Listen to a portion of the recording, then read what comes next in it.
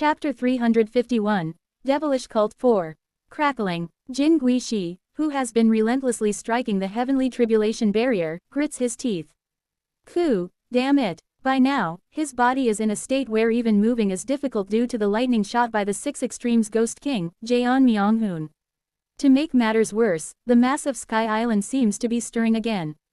Wing. The light of blessings brilliantly bursts forth from the Sky Island and begins to advance forward. Jaeon Myung-hoon hides his body inside the heavenly tribulation barrier and laughs. Haha, well then, farewell for now. We shall be on our way. Wing. The Sky Island begins accelerating. But Jin Guishin, despite being battered and vomiting blood, sneers. It seems like a method that moves a certain distance per day. Every place in a 200,000 li radius of here is within the reach of the Black Ghost Palace. All the integration stage Ghost Kings stationed at our branches will be contacted. Do you think you can keep running forever? How long do you think you can maintain that heavenly tribulation barrier?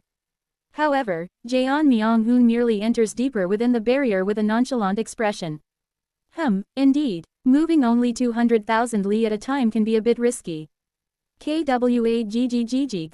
He glances at Oh Yun-sok, who is overcoming the heavenly tribulation. Yun-sok Hung-nim will soon be done with his tribulation, so the heavenly tribulation barrier can't last forever either way. It doesn't matter. Wing. The Sky Island accelerates tenfold as it moves forward. As it accelerates more and more, at some point it uses the ground shrinking technique to cover hundreds of thousands of li. This is the Realm Annihilation Ground Shrinking Formation. And this Realm Annihilation Ground Shrinking Formation has one particular feature. Flash. No matter which direction you flee, you will never escape from the grasp of our Black Ghost Palace. Every time the ground shrinking formation is used, up to 7 times, the spatial distortion that it creates intensifies, and the distance of the space folded doubles like the tenfold accelerating Sky Island. Earlier it covered 200,000 li, so now it will be 400,000 li. Jaeon Myung-hoon inwardly clicks his tongue. This world really has an overwhelming sense of scale. Quaggwagwagwa. The Twilight Domain activates the Realm Annihilation Ground Shrinking Formation again towards the second destination. Flash. Second destination, arrived. Well done, everyone. After commending the formation masters, I extend my consciousness to survey the surroundings of the Twilight Domain. The first leap covered 200,000 li.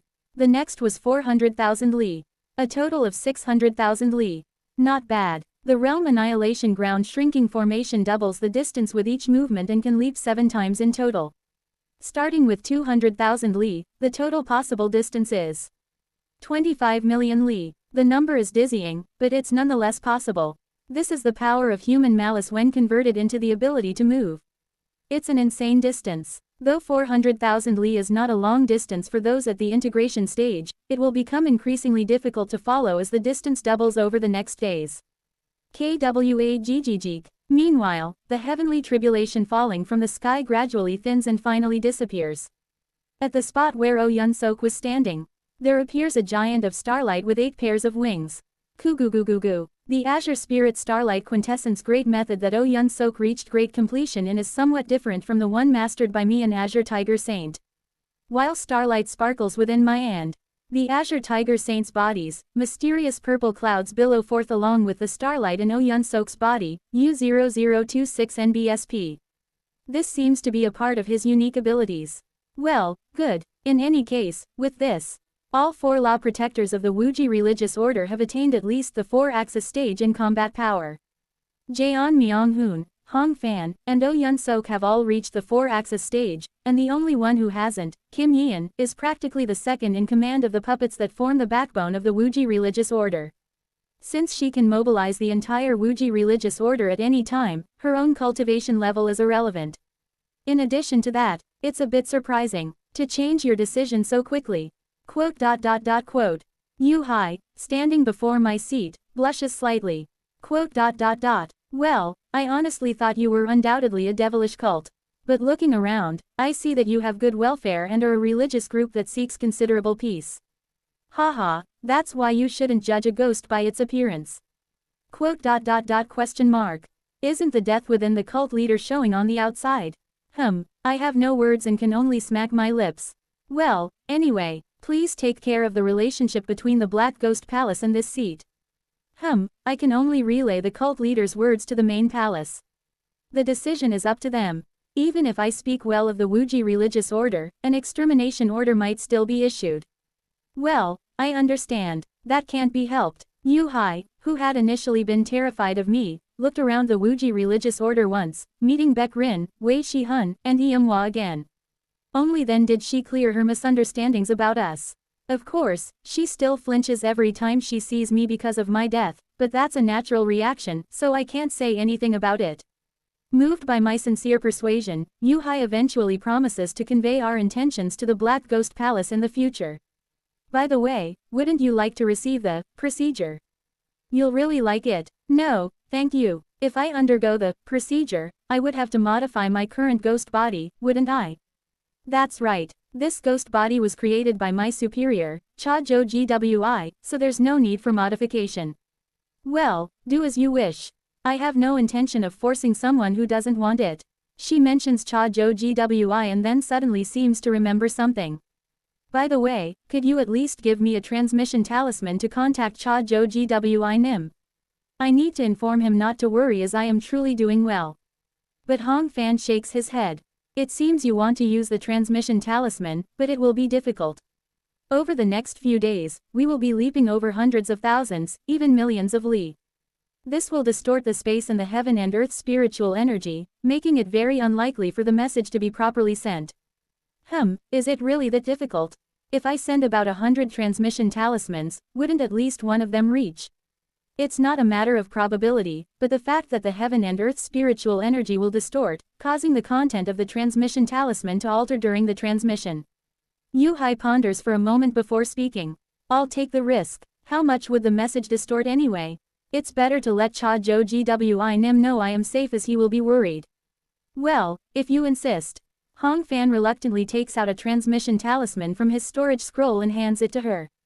Thank you, Law Protector. No need. Then, I'll go to my room and send the message, Cult Leader. Sure, and don't worry. I won't eavesdrop on the conversation between lovers. Yu Hai blushes slightly, at my words and heads to her designated accommodation. Ah, youth. I chuckle as I watch her retreating figure. Yu Hai returns to her room and unfolds the transmission talisman she received from Hong Fan. Cha Jo Gwi Nim, are you doing well? This is Yu Hai. I'm currently at the headquarters of the Wuji religious order. I am sending this message to reassure you not to worry too much. She clears her throat and records her voice in the talisman. Then she begins to convey the situation here. I thought it would be like hell, but unexpectedly, the cult leader is a benevolent ghost who understands righteousness. Starting with the cult leader, the Wuji ghost king Seo Un-yun, she explains the purpose of the Wuji religious order, U0026NBSP.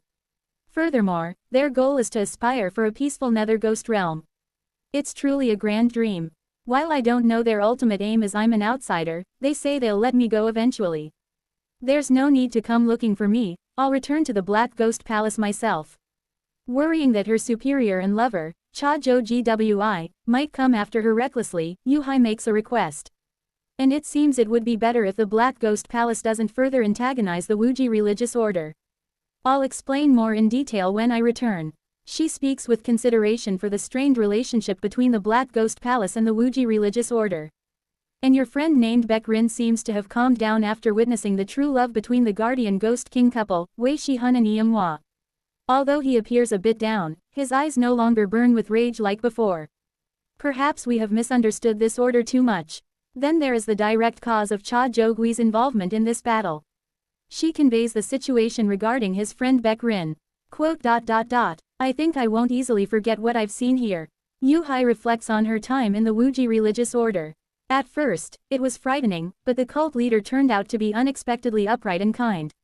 And the peaceful and leisurely beings of the Twilight Domain were filled with happiness. Yu Hai feels she might never easily forget the peaceful scenes of the Twilight Domain.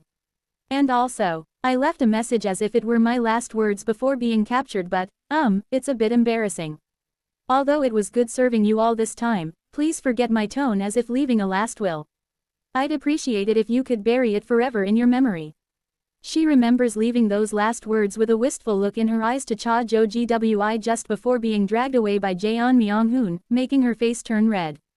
She feels like jumping into bed and kicking the blankets in embarrassment. Well, I think this is enough to let you know I'm safe. I'm truly safe. It's not that I'm brainwashed into saying good things about this place.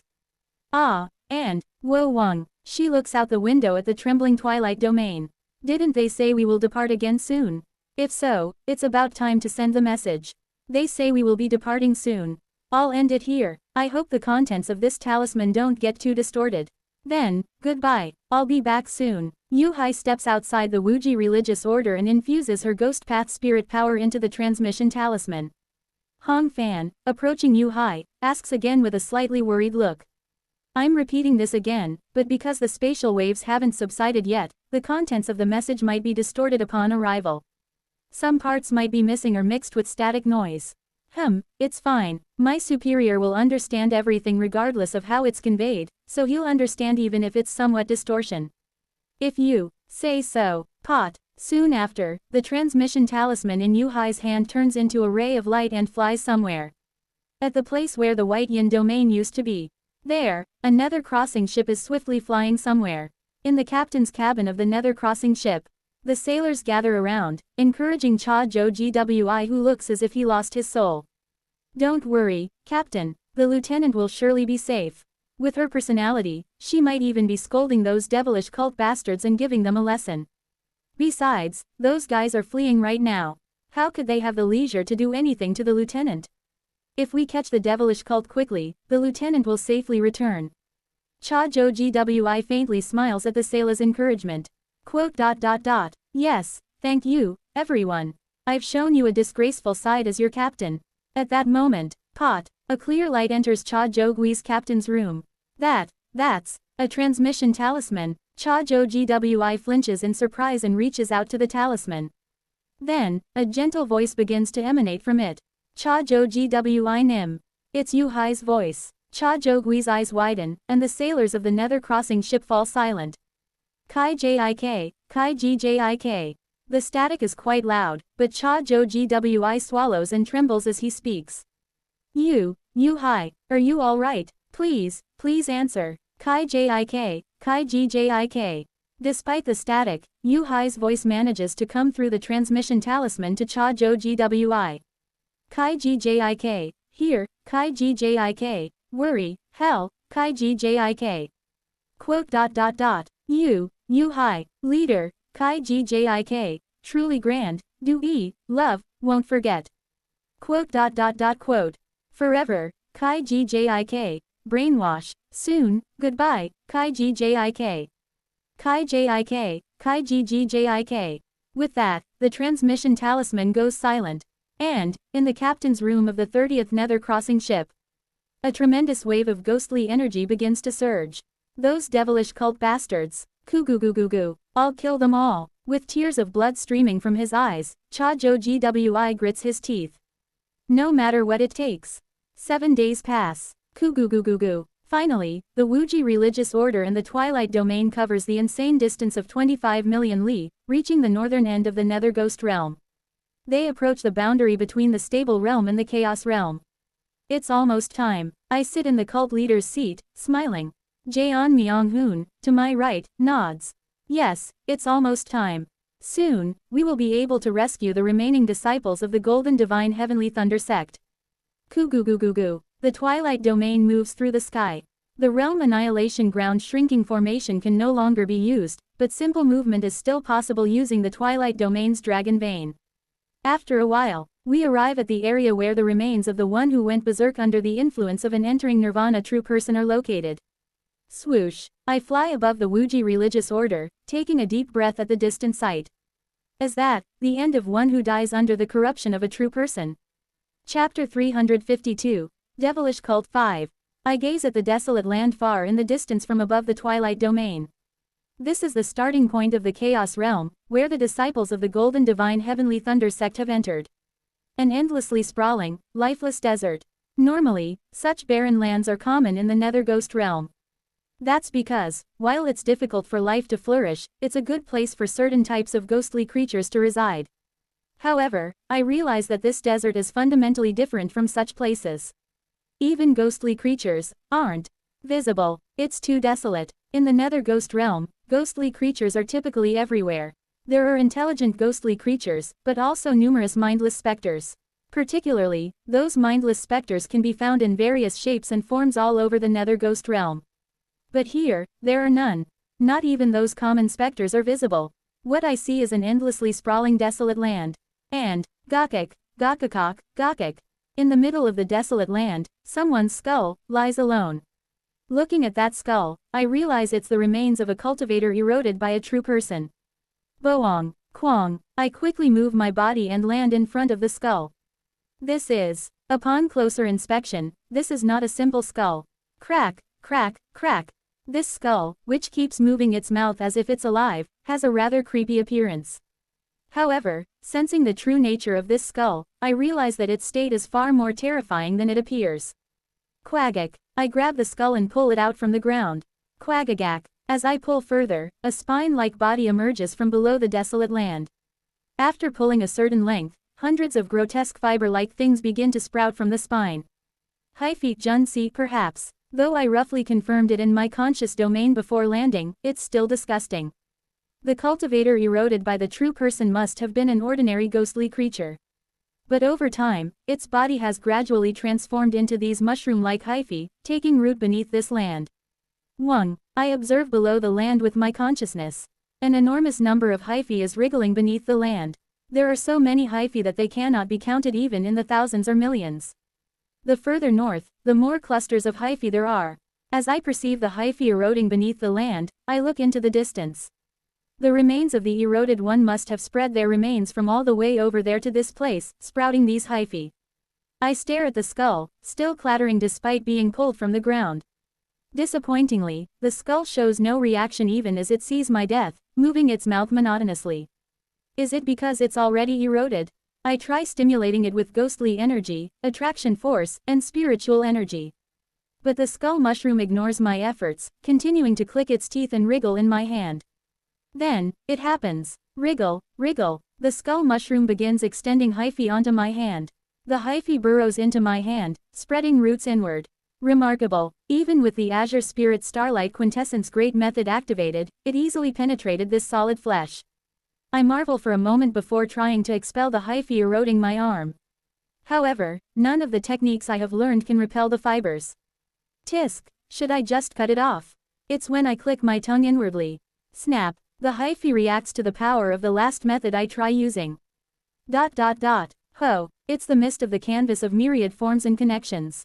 Additionally, the hyphae responds to the power of the All-Heavens Sword. Perhaps because the All-Heavens Sword contains the energy of heavenly tribulation, the hyphae withers upon contact and retreats from my hand. 1. Combining the power of the All-Heavens Sword and the canvas of myriad forms and connections, I quickly expel the hyphae from my hand and shatter the skull mushroom. Pesuk. The skull mushroom, touched by the All-Heavens Sword, crumbles into ashes and scatters beneath my hand. Kwaggg. Jaeon Myung-hoon flies to my side and asks. Did you find out anything about this land? Yes. I nod and tell him. These hyphae are weak to heavenly tribulation. However, they are not simply weak to any divine lightning. The black lightning of the 6 extremes yin thunder body has little effect. So, you should try to emulate heavenly tribulation with your red lightning heavenly tribulation method as much as possible while moving forward. Is that so? Got it. Then, let's depart. Jaeon Myung-hoon and I return to the Twilight Domain. Kugugugugu. I send the signal to depart from above the barrier of the Twilight Domain, and the Twilight Domain begins to move gradually northward. Simultaneously, Jaeon Myung-hoon transforms into a 6-armed giant at the northern end of the Twilight Domain, takes out a 6-colored flag, and begins to wave it wildly. Quirung, Quirararung. The multicolored lightning from the 6-colored flag gathers in the air, converging into a single red lightning. Jaeon Myung-hoon utters invocations towards the red lightning orb in front of him. The lightning orb explodes, and lightning with an aura very similar to heavenly tribulation spreads out like a curtain in front of the Twilight Domain. Kwaggg. The Twilight Domain advances, erasing the hyphae beneath the land as it moves forward. 1. I focus my mind, surrounding the Twilight Domain with my consciousness to monitor for any possible incidents. It's when the massive body of the Twilight Domain enters the desert. Kugugugugu. The entire land trembles, and the hyphae wriggling beneath the earth simultaneously release spores. There was no reaction when Jeon Myung-hoon and I entered, but now they react since a big prey has come. But it's futile. Wing. For the heart tribe, the consciousness domain is both power and authority. Their manifestations are mostly based on the consciousness domain. However, their initially acquired consciousness domain rarely changes. It's the same for Kim Young-hoon and Jang-ik as well. With the consciousness domain they first acquired when reaching 5 energies converging to the origin, they perform all kinds of feats to defeat cultivators with consciousness that covers heaven and earth. However, I possess the consciousness domain of the heaven and earth tribes along with the power of the heart tribe. My consciousness domain can cover the entire twilight domain and beyond. Kurururururu. My consciousness surrounding the twilight domain becomes a storm. The formless storm, swirling with all of heaven's natural colors, repels every spore. As we traverse the vast and desolate desert, the fallen spores turn to ash and return to the earth. About a month passes. How far have we traveled over this immense desert? Is that it? We finally reach the source of the hyphae spreading across this entire area. We succeed in arriving near the remains of the corrupted cultivator. Kwaggggg. Jeon Myung-hoon roars, emitting red lightning from his 6 arms. A storm of red lightning sweeps in all directions, eradicating all the hyphae. Kwaggggg. After clearing the hyphae, he sets up a barrier of red lightning around the twilight domain and looks at me. I nod. Jeon Myung-hoon, Oh Yun-sok, and I step out of the twilight domain and walk towards the eroded remains. As for Oh Yun-sok, it was revealed over the past month that the spores are absorbed when they come into contact with the purple aura he emits. Seeing that they are harmless to him, I decided to bring him along. The remains are massive, horrible. I click my tongue as I look at the huge remains. It's evident that this remnant is still alive. Jeon Myung-hoon sticks his tongue out, looking between the remains and me. It's quite similar. No wonder you, who sits in the position of cult leader and resembles this. Cause others to mistake us for a devilish cult. I don't want to admit it, but the remains of the cultivator eroded by a true person indeed resemble me. At the center of the hyphae, supplying power to the hyphae, is a pure black body with white skulls sprouting from it. Even through nether perception, it looks like a bizarre figure with death layered several times in one place.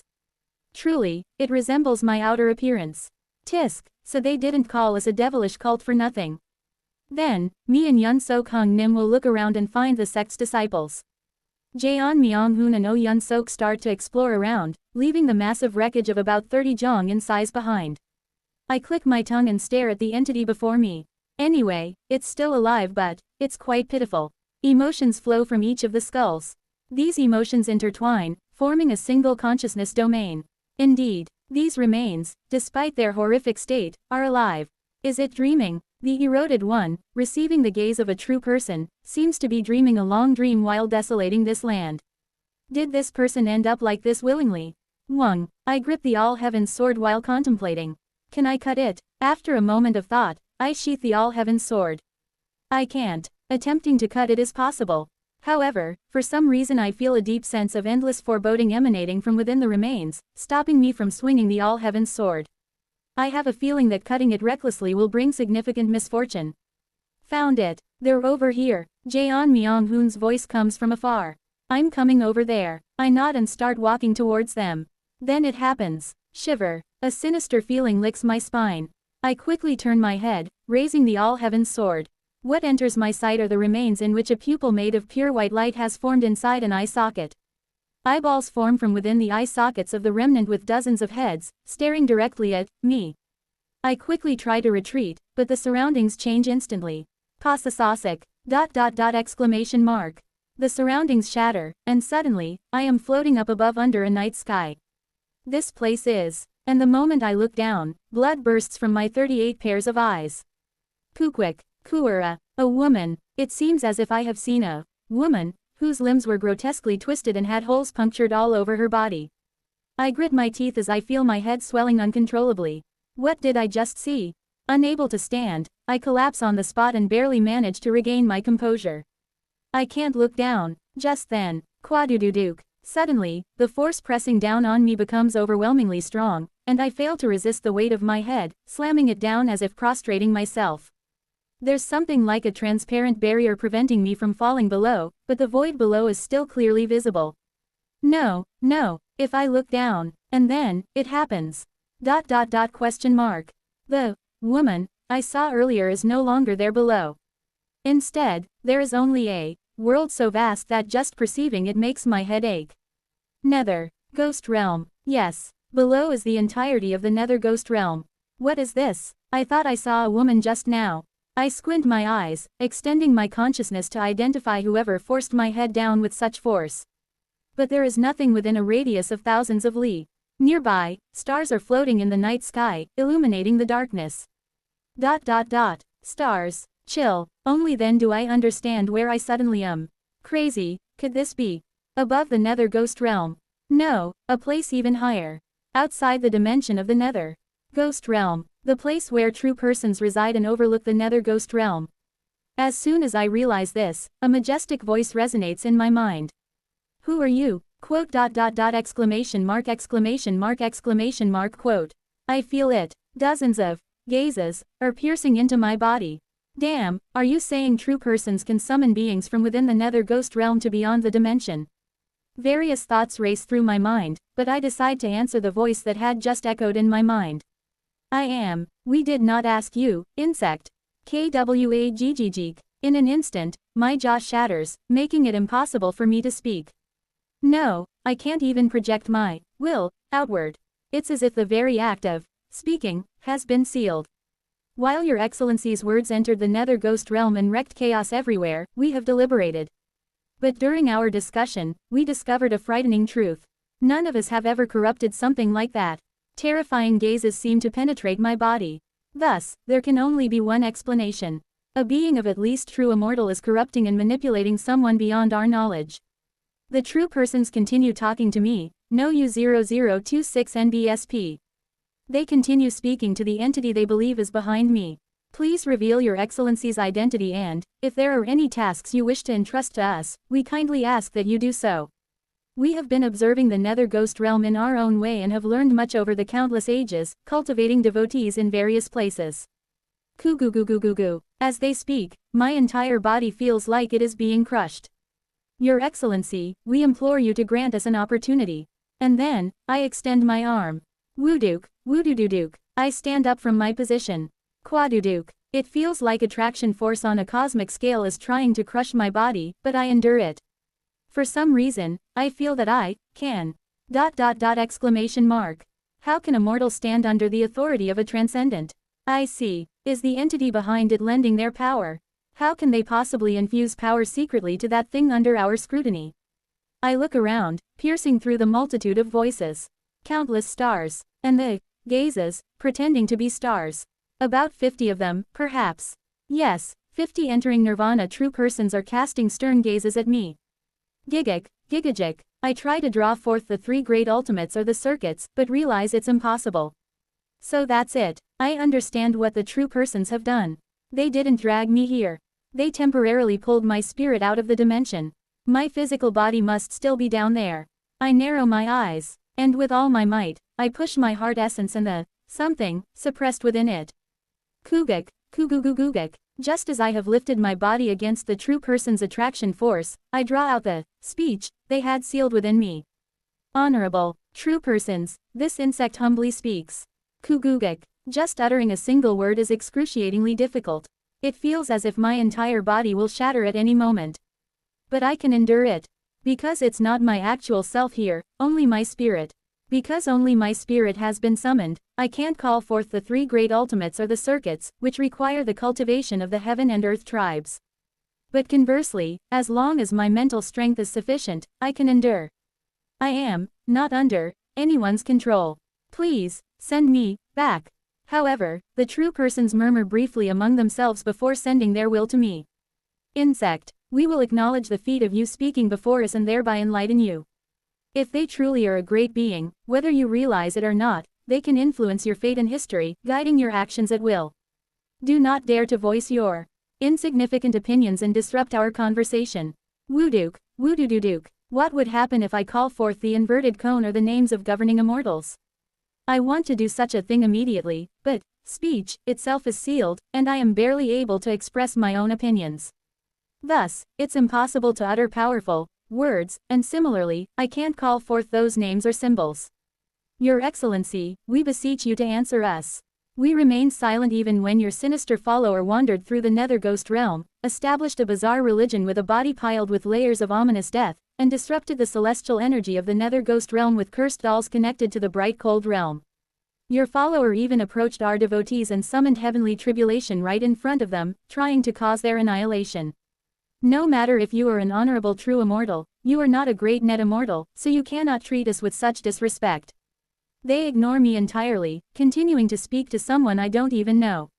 I grit my teeth. For some reason, that moment comes to mind. The despair I felt when facing 50 chi building cultivators. Although now they are cute little things, at that time, I felt like an insect. Hiding in a collapsed building, trembling and barely holding my breath, treated like a bug hiding behind Kim Young-hoon. It feels like I have completely returned to that time. The situation itself is similar. Back then, the elders of the Mockley clan didn't even pay attention to me, focusing solely on chasing Kim Young-hoon, just like these true persons right now. Kneel. Do not dare to direct those insolent eyes at us. Quadududuke. The overwhelming pressure pushes me down. But even under the cosmic forces, I don't kneel, merely looking at the ground. Everything is the same as back then. But there is something different. Many times over. Kuguguguak. I gather my will. Many times over. I have been treated like an insect. Wung. I raise my head. But even an insect is not your plaything. I gather all my will and push the words up my throat. If you wish to converse, treat me properly. If not, you will be stung by the poison of an insect. Kugugugugu. Fury, new chi. Immense fury fills the heavens. The true persons are furious. The situation is the same as before, but what has changed? It's that through several lifetimes, I have ceaselessly trained my will, my desire. Now, even if my mouth tears, I will say what needs to be said. Gua. Through the all-heaven sword, I convert my mental power at the plane of soul into the plane of chi. The power of 5 elements and the power of yin and yang cover my entire body. Great mountain. Cooing. Light swirls in my hands. This is not an ordinary great mountain splitting emperor technique. Within it, I imprint the form of what I had seen. Spitting emperor. Scattering the great mountain splitting emperor technique towards the sky, I show them the inverted cone. Exclamation mark. Exclamation mark exclamation mark exclamation mark exclamation mark. Exclamation mark exclamation mark. Exclamation mark exclamation mark exclamation mark exclamation mark. Indecipherable screams shake the cosmic space. No, their screams seem to shake the entire nether ghost realm below. Your Excellency, do you truly intend to become our enemy? Kugugugugu. A true person with a furious voice shouts recklessly. Your follower will become miserable. We will drive its cult out of this land by any means necessary. Everything your follower says will be distorted in interpretation, and your follower will be annihilated and fall into the netherworld, or will be banished to another world, unable to do anything else. Ooh. Sensing the furious voice, I grin. Pasak, Pasasasik, I shed my ghost king body. My human form emerges. I, Seo Eun-yun, look up at the sky and say. Talking like a dog, isn't that what you've been doing all along? Being called a great ghost, devilish cult leader, vile devilish cult. Was it just once or twice? For the past 200 years, I've done nothing but spread teachings, volunteer activities, and provide benefits everywhere. I even seldom went outside the Wuji religious order to avoid scaring people with my appearance and form. Yet, all the factions have been hostile towards me and called me a public enemy. 200 years is not a short time, and wanting to be seen favorably by someone for that long is no simple matter. It's only natural for people to open their hearts as much as the time invested. But strangely, everyone remained in a bizarre misunderstanding until they were captured and saw the order with their own eyes. Is all this just a coincidence? I've been toyed with by fate many times. Do you think I can't feel the déjà vu of fate now? You've already been distorting information about our order and twisting our perception to others, spreading it across the entire nether ghost realm. Haven't you been suppressing us for 200 years, making sure we can't spread far and wide by tampering with the plane of fate? And now, when I ask to have a proper conversation, you growl as if you're doing a huge favor. Scolding the true persons who are writhing madly after seeing the inverted cone, I smile. I have been looking for a way to return to the nether ghost realm again since earlier. And now I found it. Take care, I'm leaving now. I already know, due to their pact with Blood Yin, these people can never interfere in the middle realms. Since I heard it directly from Hyeon, it must be certain. No matter how much they try to talk to the being behind me, such a being doesn't even exist. In the end, they think they are being ignored and try to kill me. In that case, it's better to refreshingly kick them in the butt and leave boldly. Reincarnation Judge of the Netherworld, Nether Ghost True Lord Yusu Ryan. Please let me back in. Dash dash dash dash dash dash dash exclamation mark. Dash dash dash exclamation mark exclamation mark exclamation mark. Dash dash exclamation mark exclamation mark exclamation mark exclamation mark exclamation mark exclamation mark exclamation mark exclamation mark exclamation mark exclamation mark. Dash dash dash dash dash dash dash dash dash dash dash exclamation mark exclamation mark exclamation mark. Once again, the true persons go crazy.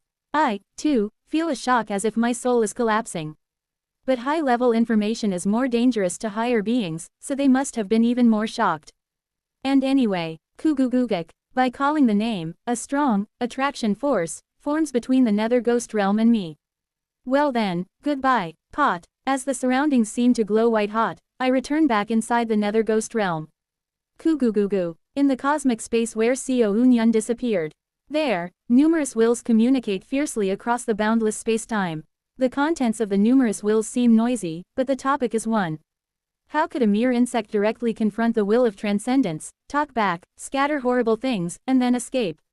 And among them, the star where the true person who had tried to talk to the being behind Seo Unyun is located, shines brightly.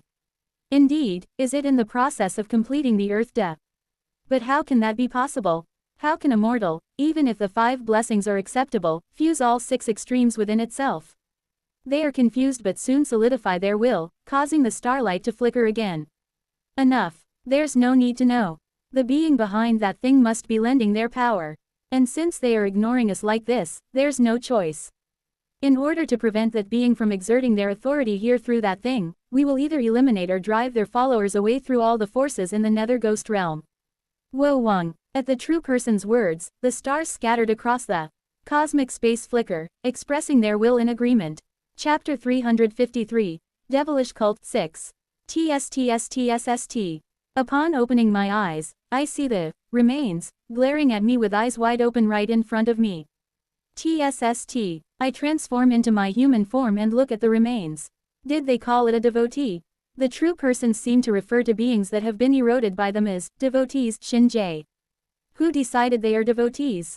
They are just pitiful victims who accidentally glanced at the sky and met the wrong gaze. Who would willingly choose to become like this? Wang. I grasped the all-heaven sword. Just moments ago, I had hesitated to cut it down, but I will no longer. Cut, cut. The will of the all-heaven sword and my own are united. I raise the sword high and elevate the all-heaven sword to a higher plane. A pure downward slash. From a higher plane to a lower plane. From a high position to a low position. Severing mountain swordsmanship. Deep mountain, emerging Tao. Boong, Shukwik. I cut down the true person's devotee glaring at me from their plane. The devotee, reaching about 30 jong in height, is cleaved cleanly by the deep mountain, emerging Tao and begins to scatter. The ominous feeling I had earlier was merely the dread towards the true person behind the devotee. But due to the chaos caused from seeing the inverted cone, there is no longer any reason to be afraid. Chuaong. Dozens of heads attached to the devotee's body melt all at once. The pitch-black body scatters into pieces, flying in all directions. Suddenly, amidst the spectacle, I notice an old woman in a neat black dress bowing slightly towards me. Thank you. Her will is conveyed to me. I simply nod my head in response. Chalalalala. As she disappears, all of the hyphae covering this desert area turn to ashes and vanish. In the distance, I see Jaeon Myonghun and Oyun Sok walking towards me, levitating the 4 disciples of the Golden Divine Heavenly Thunder sect. We rescued all the disciples, but, was that you who destroyed it? I nod, looking at the rescued Golden Divine Heavenly Thunder sect disciples. U0026NBSP. Skull-shaped mushrooms are growing all over their bodies, but they soon turn to ash and scatter. Are these the ones who went all the way to the nether ghost realm? Yeah, they were affected by the cultivator eroded by a true person and collapsed like this. I seared their insides with heavenly tribulation to burn away all the toxins that had taken root inside. But they lack vital energy, so they won't wake up for a few days. We should probably leave them to Hong Fan. I gently stroke the heads of the sleeping disciples. Finally, all the survivors of the Golden Divine Heavenly Thunder sect have been successfully saved. It's been a long and arduous journey. I close my eyes. Hong Su Ryong comes to mind. Quote. For now, I open my eyes again. Ku-gu-gu-gu. Gathering ghostly energy, I transform once more into a ghost king. Summon all the 4 great law protectors and all the guardian ghost kings. Quirurung. Jaeon Myong-hoon turns into lightning and flies towards the distant twilight domain. Shortly after, he returns with the 4 great law protectors and the 13 guardian ghost kings, now including Baek Rin. Everyone, listen, I speak, radiating ghostly energy. From now on, our order will establish itself on this land where a true person's traces were found. There's no need to worry about the true person's erosion. I have just erased all traces of the true person, so there will be no problems. I look around at everyone gathered here. Jaeon Myong-hoon, Oh Yun-sok, Kim Yeon, Hong Fan. And the 13 guardian ghost kings. They are all my precious connections. However, during the encounter with the traces of the true person, I faced the will of many true persons. The true persons have decided to oppose our order from now on. At my words, the intent of everyone present stirs violently. To prevent their fear and worry from spreading, I quickly continue. But their will is directed only at our order and myself. If you leave the order, there will be no problem. Anyone who wishes to leave from here can do so freely at any time. As you confirmed when you fled to this place, our order does not treat those who leave as traitors or enemies. Feel free to take your loved ones and leave. However, no one shows any signs of moving. Wei Shihun cackles and speaks. Haha, last time, the cult leader told those who did not trust the order to flee from the White Yin domain, but in the end, we overcame all adversities and escaped, didn't we? Those who left the Wuji religious order must be regretting it by now. He continues. If the cult leader says something like that, it must be because he has something to believe in, right? I smile bitterly at his words. That's right, there is something to believe in. But, it's not something impressive this time either. Wang, I display my cultivation realm through attraction force. And I explain about the side path. After successfully building the complete longevity axis, I will flee again. This time, it will not just be a change of region, but to an entirely different world. Even so, will you follow? At my words, they look at each other. Wei Shihun strokes his chin and speaks. Certainly, as ghostly creatures cultivate best in the nether ghost realm. Yes, as expected, you all are. But what ghostly creatures fear the most is the attraction force of the netherworld.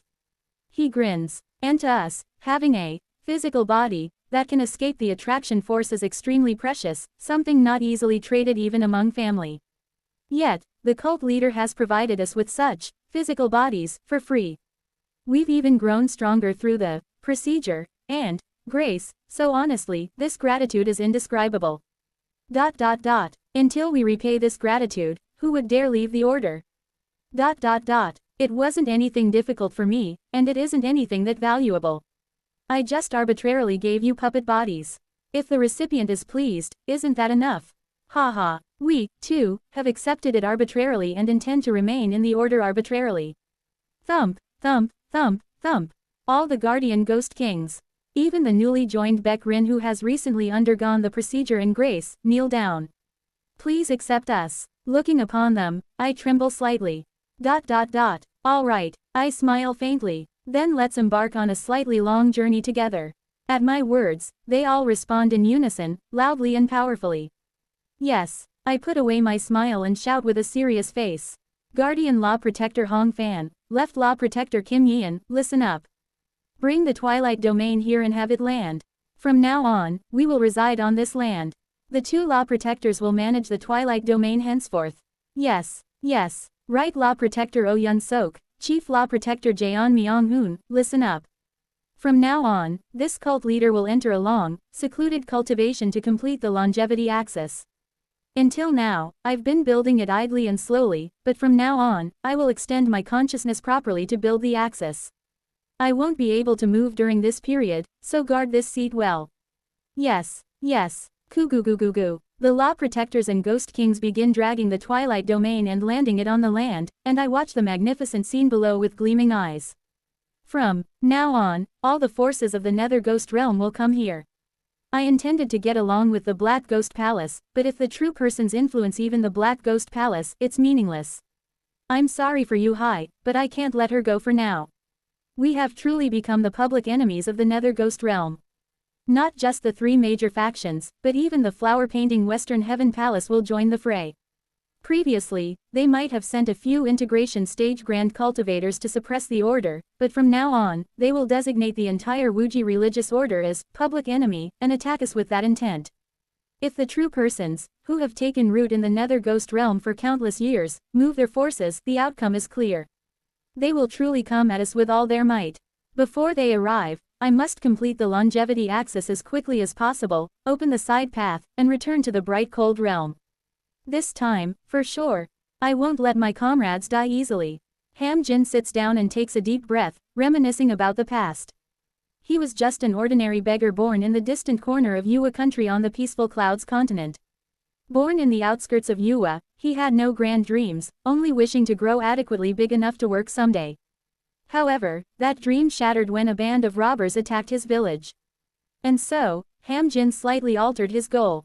It was a worthless life anyway, so changing the goal wouldn't kill him.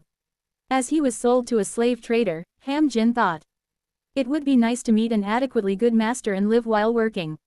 Then, Ham Jin was sold to a cultivator. A ruthless cultivator practicing devilish arts. Ham Jin's goal was shattered again. But he didn't tire and revised his goal once more. As he was experimented on by his self-proclaimed master, he thought, it would be nice if after being adequately experimented on, he could return to his hometown, even as an experimental subject. Then, Ham Jin's goal was shattered again. Because he discovered his master's research books and experiment journals that he had been studying when the master was away for a while. His master intended to remodel his disciples, create the most suitable body for practicing devilish arts, and switch to that body. At that point, there were 40 surviving disciples. Among them, Ham Jin was considered one of the top-tier bodies by his master. His cultivation was only a chi refining first or second star, but that didn't matter. He found out he possessed a unique constitution called the Ghost Furnace Body Gui Lu Ti. The Ghost Furnace Body is said to be highly compatible with contacting the great beings of the upper realms, easily gaining their favor and borrowing their power. His master intended to borrow power from a great being in the upper realm and someday ascend. That was why he was targeting Ham Jin's body. Upon realizing this, Ham Jin's goal changed once again. I want to live. This time, it wasn't just adequately. He truly wanted to live. Although it was a worthless life, dying without achieving anything was too unfair. I will survive. I will definitely live. From that day on, Ham Jin secretly stole and read his master's books. And he learned how to communicate with the great beings of the upper realms. My body is suitable for borrowing the power of great beings through rituals. Then, I will just use it. Ham Jin took advantage of his master's absence to select a book from his master's library called the Wuji Ghost King Ritual Scripture, and performed a ritual. And so, he faced a great being. This being demanded something peculiar from Ham Jin, took over his body, ascended to the sky to survey something, and then attempted to uproot the entire valley where Ham Jin lived. Realizing Ham Jin couldn't withstand it, the being retreated. In return for borrowing his body, the being granted Ham Jin a unique sense. Wang. Ham Jin opens his eyes. All around him, countless yin and yang are swirling. The great being said to meet him again in 3 months. Ham Jin is terrified of that being. A ghost king with 19 faces, weeping bloody tears and cultivating a cursed flower garden. A being with a form so terrifying it occasionally appears in his nightmares. Ham Jin grits his teeth. Even so, that being is better than his master who seeks to steal his life away entirely. O Great One, taking advantage of his master's absence, Ham Jin prays to the being. Please descend upon me. Goo. He finds himself in a pure white space. It's a familiar place, deep within his mental world. There, he kneels down trembling with fear upon seeing a shadow with 19 heads entering the corner of the white space. O Great One, what do you desire from me? Ham Jin felt it from their last encounter, this being wants something through him. Normally, such beings only grant wishes in exchange for something precious or one's lifespan. But if the being has something they want, he might not have to offer his lifespan. Whether the being knows his thoughts or not, they stare at Ham Jin with their 19 heads and ask, "Are you using well the sense I gave you last time?" Pardon. Ah, yes, I am using it very well. It's the truth. Though it's a sense granted by a malicious being, Ham Jin finds it extremely useful. The reason Ham Jin could read the Wuji Ghost King ritual scripture from his master's library was simple. While his master was experimenting in the adjacent research hall, one of the test subjects exploded, shattering not only the research hall but also the barrier set up in the library. Taking advantage of the broken barrier, Ham Jin had secretly taken out the ritual scripture. But upon gaining this sense, he no longer needs to wait for such coincidences. He can vividly sense the heaven and earth spiritual energy. He can sense how the barrier is set up and predict which parts to touch to avoid triggering it. He navigated his master's library almost daily by reading the spiritual energy and avoiding the barriers. There's no worry about being watched or his master suddenly appearing in the library. The spiritual energy warns him of any impending danger. He only needs to maintain his sense of spiritual energy. He even dared to raid his master's spiritual elixir storage a few times. Thanks to that, Ham Jin's cultivation rapidly soared, reaching the 3rd star of Qi refining. Truly, it has been of great help. I am immensely grateful for your precious assistance. To hear it has been helpful. I am pleased. Chills. Ham Jin feels his entire body shiver at the voice of the terrifying being. He fears the being might suddenly say, "You've ripened well," and devour him at any moment. However, Ham Jin swallows his saliva and waits for the being to continue. "Well, anyway, you seem to have grown excellently. Very good. To think you've reached the 3rd star of Qi refining. Through your body, I can now manifest about 1 or 200th more of my power." The shadow laughs for a while before speaking. "But it's not enough. After surveying this valley through your body, I realize the valley is quite heavy." They speak, revealing 38 eyes. "I desire the power that lies beneath this valley." Kugugugugu. The shadow clenches their hand. Immediately, Ham Jin's mental world begins to shake violently. No, that isn't all. Ham Jin realizes that the outside is also shaking. Just by clenching their hand, the being is causing an earthquake throughout the entire valley. "Child, for me to grasp that power, I need your help. What must I do to help?" The giant being slightly tilts their head toward Ham Jin. Kugugugu. Even that seems to cause Ham Jin's mental world to darken. "You are still too weak. For a regular cultivator to properly accept even a 10th of my power, they will need to be at least at the nascent soul stage." Quote. Exclamation mark quote. Ham Jin's jaw drops in shock at those words. "Non-nascent soul stage. Even his master is only at the mid-core formation stage. Let alone nascent soul." His master grits his teeth, hoping to reach grand perfection core formation in his lifetime. Hence, hearing the term nascent soul makes Ham Jin's mind go blank. "However, thanks to your special constitution, you seem to accept my power a bit better. With your constitution, you can accept my power more easily. Even if you only reach the core formation stage, you will be able to accept a 10th of my power. Then, borrowing your body, I can completely overturn this cumbersome valley and obtain what lies beneath it." Fortunately, reaching the core formation stage is within the realm of reason for Ham Jin. However, it's equally daunting and distant. "Forgive me, O Great One. To reach the core formation stage, I will need to cultivate tirelessly for the next 200 years. Moreover, my master plans to steal my body in a few years." His eyes tremble with fear. Suddenly, the worst outcome crosses his mind. His master, already being at the core formation stage, can steal Ham Jin's body and implant his own golden core to immediately reach the core formation stage. If that happens, both the being and his master would be satisfied. The being would draw power from the master, and the master would borrow the being's power. Ultimately, the only one suffering unjustly would be the Qi refining 3rd star Ham Jin. As he breaks into a cold sweat, the great being speaks in a gentle voice. "Do not worry, I am here to help you, and I will not betray you. But indeed, 200 years is too long. Not just for you, but I do not have that much time to wait either." Then, the shadow, with their 38 eyes burning with ghost fire, rests one of their heads on their hand and stares at Ham Jin for a moment. "Then, we must resort to a shortcut." The shadow chuckles. 1 year. I will elevate you to the Qi building stage within 1 year. "Pardon, The proposal is so absurd that Ham Jin's eyes widen in astonishment. The chi building stage is no child's play. Yet, the being speaks casually as if they're saying, I will make you breakfast. In exchange for that power, you will retrieve the power guarded beneath by the dragon vein of this valley, of the entire country, and offer it to me. Didn't the Great One say that to obtain it, the entire valley must be overturned? If you were to simply obtain it by brute force, yes.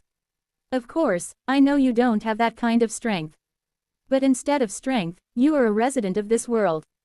Through the spell I will teach you, weave the dragon veins of this valley. Gather all the nearby power in this area into your grasp. Like spinning threads to make clothes and weaving nets, interlace the dragon veins and create the formation I will teach you. The shadow laughs. When the time comes, I will activate the formation. The dragon vein will move, drawing me to the power. What do you say? Will you accept my proposal? Ham Jin ponders the shadow's proposal. And he realizes, no matter how much he contemplates it, there is no better offer. And in any case, without borrowing this being's power, he will inevitably be stripped of his body and die. There is no better proposal. He is in a position where he has to grab onto any lifeline, no matter how rotten. I can't be picky. Finally, having made his decision, Ham Jin speaks with a determined expression. Yes, I will follow the Great One's words. Hoo, very good. Now that you have decided, listen carefully to the knowledge I will impart to you. Whisper, whisper, whisper, whisper. As Ham Jin communes with the Great Being, he receives the knowledge the being bestows upon him. Kukwik. TST, this experimental subject died too. In Yuwa, there exists beings known as the Three Great Sage Gods. They are the legendary core formation stage cultivators of the Yuwa country, and among them, the strongest in devilish arts, known as the Devil God. Black Tomb Old Monster Yongok. He briefly frowns with an unpleasant expression at the dead experimental subject before suddenly smashing the altar where the subject lay with his fist. Damn it, another failure. Why are my disciples so weak? How can they ever become a suitable body for me at this rate? His enraged shout echoes throughout Split Turtle Valley. The numerous chi refining stage disciples within the valley tremble at his thunderous roar. Damn it, damn it, damn it. There are only 39 left now. Why is there no one showing any results? Yongok bites his lips and tears at his hair. Unable to contain his rage, he burns the corpse of the dead experimental subject and shouts. Gather here immediately, you useless things. At his command, his disciples quickly gather in front of Yongok's cave residence. Yongok looks over his disciples. Apart from two who have reached the 6th star of chi refining, the rest are at the 1st or 2nd star, with even some failing to properly achieve the chi gathering stage. You useless things, why were you born without any useful qualities? Why, your worthless lives only have value when they are used to extend the life of a sage god like me. Kwang, Kwang, he shouts, throwing objects from his laboratory at the disciples below the chi gathering stage. Still unsatisfied, he begins beating the chi refining 1st and 2nd star disciples. After a while, only 3 intact disciples remain in his laboratory. Chi refining 6th star disciple Weijia, another of the same stage, Yu Un, and chi refining 3rd star Ham Jin. Looking at the chi refining 6th star disciples, Weijia and Yu Un, Yongok speaks with bloodshot eyes.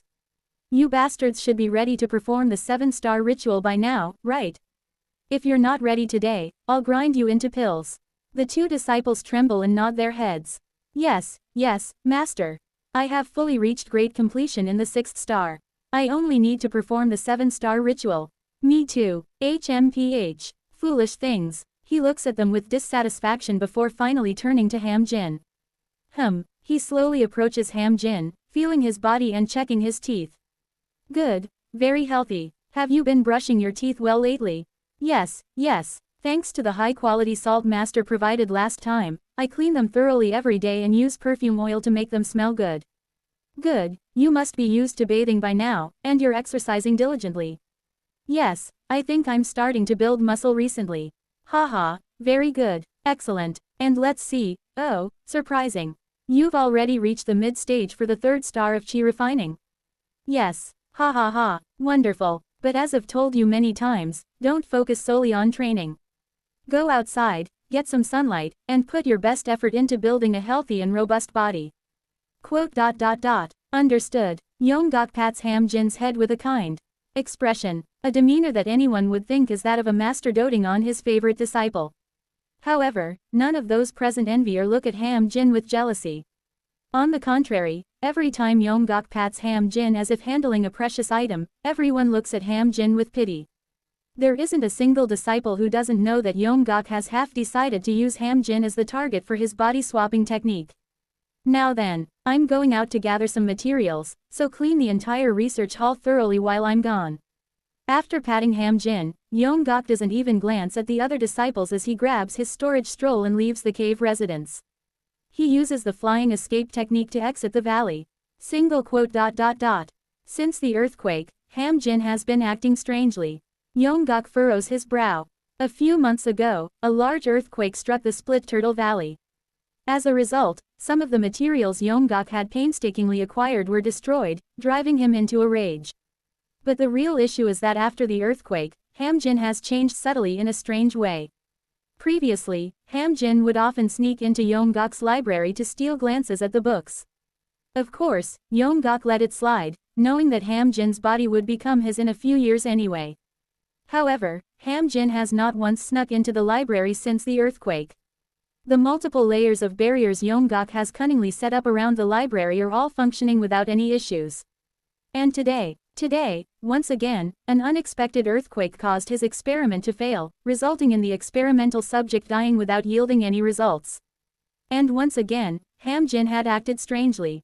Normally, Ham Jin would flinch despite trying to hide it whenever Yonggak touches him. But today was different. There was no reaction at all. No, beyond having no reaction, Yonggak felt as if Ham Jin was looking down on him. Why has that little brat suddenly changed? That kid must be hiding something from me. He's up to something. Yonggak ponders for a moment before smirking. As expected, is it that? The secret at the bottom of the valley. That mysterious power must have caused the earthquake and affected Ham Jin, who is susceptible to external forces. Yonggak clenches his fist, his face showing a greedy expression. If I can obtain that power, reaching grand perfection core formation might not be a dream. With that power in Ham Jin's body, I might even reach nascent soul in this lifetime. Ha ha ha, if I reach the nascent soul stage and offer Ham Jin's body to an otherworldly entity for their power, even the heavenly being stage won't be out of reach. Black Tomb Old Monster Yonggak. Laughing maniacally, he leaves Split Turtle Valley. Upon reaching the heavenly being stage, I won't just be a so-called sage god but a true sage god. Teeing, a clear wave emanates from somewhere. A thread of my consciousness descends into a decaying corpse realm. From that realm, someone's lifespan is being drawn towards me. I receive the lifespan and convert it into longevity axis, building it. Recently, I have nearly synchronized my mind with the void spirit pond, extending my consciousness to numerous lower realms to accept even more offerings at a faster pace. Today alone, I have been given offerings 3 times. Of course, 2 of them were from vile devil path cultivators, so I didn't accept any compensation and instead crushed the heads of the devilish cultivators that conducted the ritual. 1/3 of the countless offerings are like this. Sacrificial offerings from devil path cultivators. I always ignore such offerings, so the completion of the longevity axis was not particularly fast. Nevertheless, with my mind synchronized with the void spirit pond and extending my consciousness to the lower realms in earnest, the completion of the longevity axis became quite rapid. How peculiar. However, recently, I began to ponder something as I observed the rapidly completing longevity axis. To be precise, it was after facing the entering nirvana true persons. The entering nirvana true persons pulled my spirit out of the dimension through attraction force. Their method is strikingly similar to how I extend my consciousness to the lower realms to draw in my contractors' minds into the world of consciousness. The contractors who have offered tributes are connected to me, allowing me to reconnect and pull them in anytime. And this fact allows for a certain hypothesis. To draw someone in with attractive force is required. Providing my power, benefiting them. Such acts seem necessary to establish a connection with my mind through attraction force, allowing me to pull them in at any time without the need of an offering. As evidence, no connection was formed with those devilish cultivators whom I only crushed, caused earthquakes and tsunamis, cursed, or inflicted irreversible fatal injuries upon right after being summoned. If I could connect with such vile beings, I'd visit them for fun and shove calamities upon them, but alas. In short, those who are given the act of providing by me are connected through attraction force, while those who aren't are not. And acts of providing signify blessings. The fact that acts of providing establish a connection through attraction force means that blessings are the true force of attraction. Why do cultivators handle attraction force starting from the 4-axis stage? This hypothesis allows me to understand this a little. It's because cultivators at the 4-axis stage are qualified to oversee blessings, and sharing blessings means connecting people. And the connection between people means attraction force.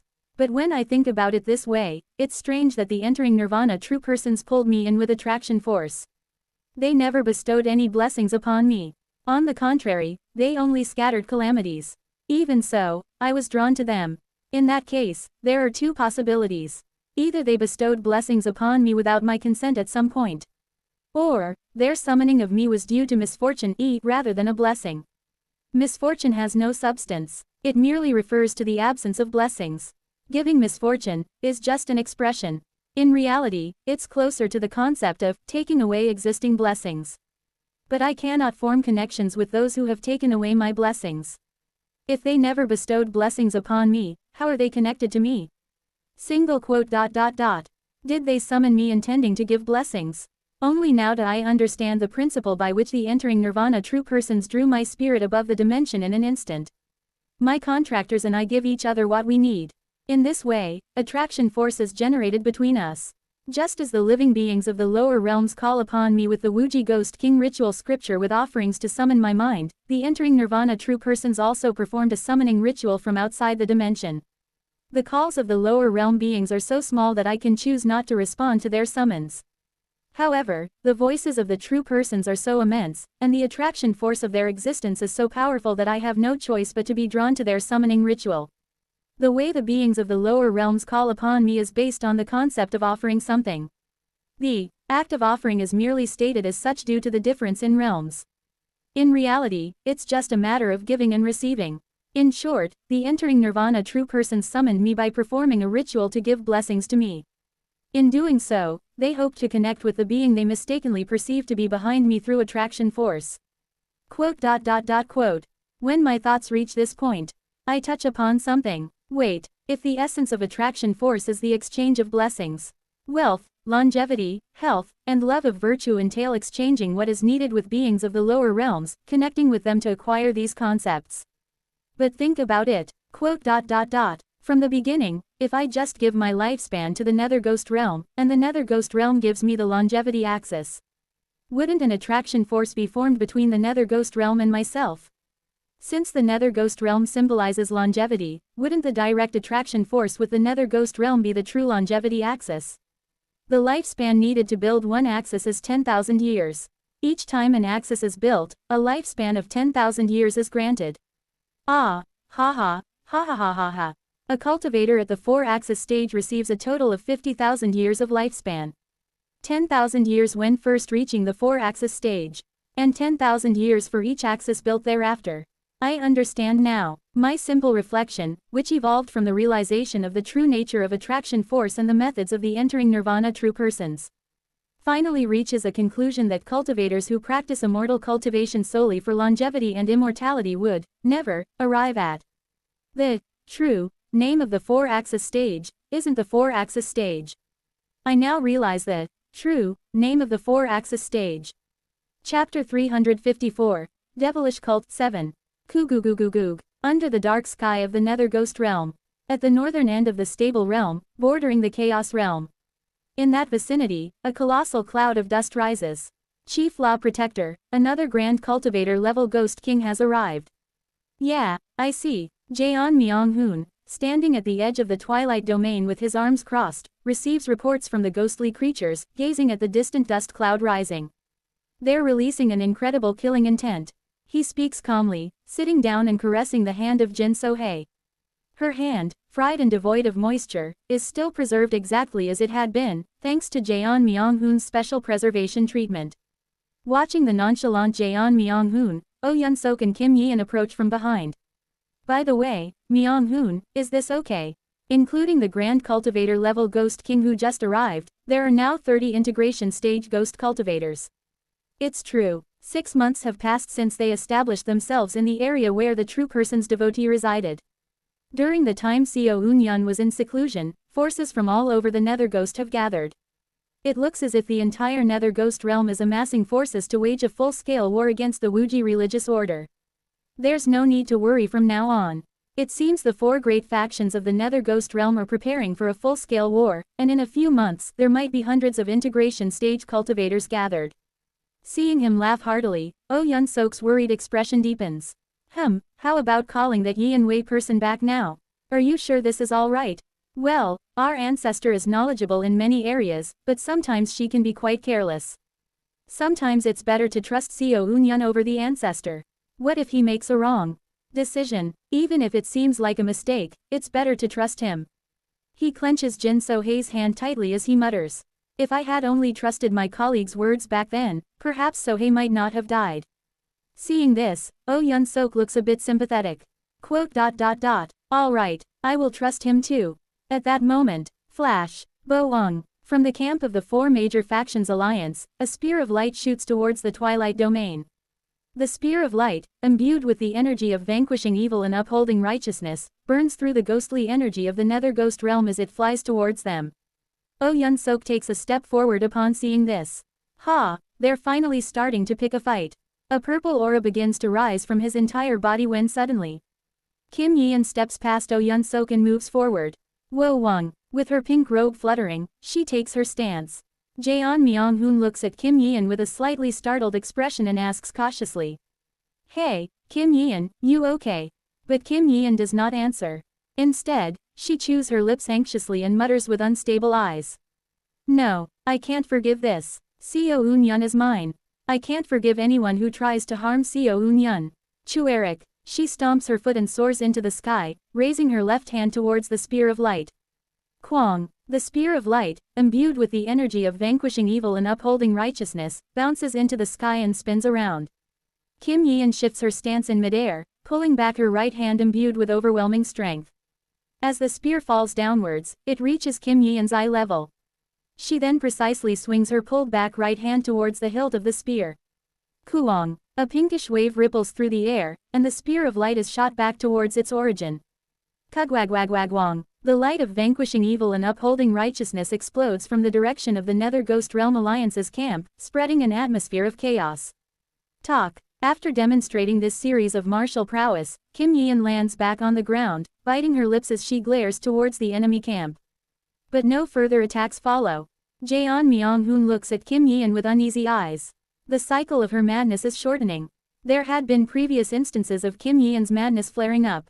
However, it always seemed to subside when Seo Eun-yun was nearby, so it had never been a major problem. But now that Seo Eun-yun is in seclusion, Kim Yeon's condition has rapidly deteriorated. Jaeon Myung-hoon observes Kim Yeon. Having nearly gone mad himself after losing Jin So-hei, he understands. Kim Yeon is in a very dangerous state. But he can't understand why. Just why is her madness acting up? There were no issues on Earth. It wasn't as if she lost a lover like he did, nor had she absorbed numerous ghosts like Kong Min-hee, nor is she undergoing intense training like Seo Eun-yun or Oh Yun-sok. Though the time when she was captured by the Mad Lord was tough, she had said it wasn't that difficult thanks to Seo Eun-yun's remote support and comfort. It's strange. To him, Kim Yeon's madness appears very out of place. It's as if someone implanted the madness. But Jaeon Myung-hoon doesn't delve too deeply. If there was a problem, Seo Eun-yun would have taken action. The fact that Seo Eun-yun went into seclusion while leaving Kim Yeon unattended indicated that he believed she could overcome it on her own. Since Seo Eun-yun trusts Kim Yeon, I should trust her too. Jaeon Myung-hoon caresses Jin So-hei's hand and closes his eyes. Right, So-hei, he trusts his colleagues, even if they seem unstable on the surface. Trusting them means leaving the results to them. He trusts Seo Eun-yun, Kim Yeon, and Oh Yun-sok. He trusts the Guardian Ghost Kings and also the Wuji religious order. So, instead of worrying about Kim Yeon, my job is to protect the order with all my strength until Seo Eun-yun's seclusion ends. A faint red lightning flows from his eyes. As the chief law protector of the Wuji religious order, I, Jaeon Myung-hoon, command you. Do not intercept attacks like the one just now, Kim Yeon. Instead, leave them to the right law protector Oh Yun-sok. Kim Yeon, you are responsible for mobilizing puppets to block large-scale offensives and counter major attacks. Jaeon Myung-hoon gently places Jin So-hae's hand back into the wooden box and puts it inside his robe before standing up. Creating confusion and poisoning the enemy's camp is Hong Fan's role. Intercepting long-range attacks is Oh Yun-sok's, large-scale offensives are Kim Yeon's, and I will handle the Grand Cultivator-level Ghost Kings who attack directly. Remember your roles well from this point on. Kim Yeon stares at Jaeon Myung-hoon for a moment, then nods, seemingly accepting it even within her madness. And several days pass. Kugugugugu. From all across the Nether Ghost Realm, more and more Grand Cultivator-level Ghost Kings begin gathering at the opposing camp. As their numbers increase, so does the frequency of attacks towards the Twilight Domain. Kwang, Oh Yun-sok, transformed into a giant of stars, swings away a green talisman with azure wing heavenly shatter, clicking his tongue. My hands are numb. Is this the strike of an integration stage cultivator? His face is deeply troubled. Are you really sure we can handle this? There seems to be more than 50 integration stage cultivators now. It's fine. If I use that, I have the confidence to hold them off for a moment. Why yeah, you have that, don't you? But even as Jaeon Myung-hoon speaks, his expression does not look good. Finish your seclusion quickly, Seo Eun-yun. In a short-term battle, Jaeon Myung-hoon can unleash power comparable to that of 50 integration Grand Cultivators using a special method. But this method poses significant risks even for Jaeon Myung-hoon. Moreover, if the Grand Cultivators continue to gather, even Jaeon Myung-hoon will run out of options. I will protect and trust you, Seo Eun-yun. So please, hurry. All he can do is trust and wait for Seo Eun-yun. Jaeon Myung-hoon contemplates his cultivation at the Grand Perfection 4-axis stage, gazing tensely at the opposing camp. Kugugugu. Inside a dark secret chamber. Deep within, a boy who has reached the 14th star of Chi refining, the stage of infinite spiritual cloud, is circulating spiritual clouds around him. And suddenly, the boy half opens his eyes and inhales the spiritual clouds swirling around him. Simultaneously, Kururung. A sound like thunder rumbles from within his dantian, and a spiritual cloud forms inside him. Wo Wang. A faint but pure spiritual force flows within the boy's body. The boy, Ham Jin, brightens up. Finally, he can't hide his delight as he watches the pure spiritual force emanating from his body. I've reached the Chi building stage. Reading the celestial energy and seeing that his lifespan has increased by 300 years, he is overjoyed.